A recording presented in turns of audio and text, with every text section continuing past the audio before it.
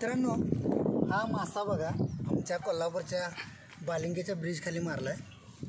तिथे ते काका तिने मारला आहे. त्याची साईज बघा फक्त किती आहे.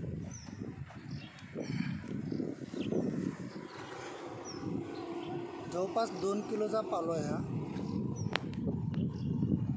बघू शकता तुम्ही. माझी वीज बघा.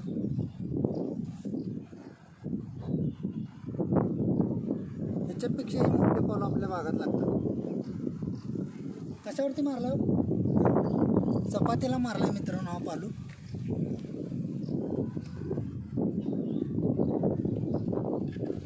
जॉईंट चिलापिया.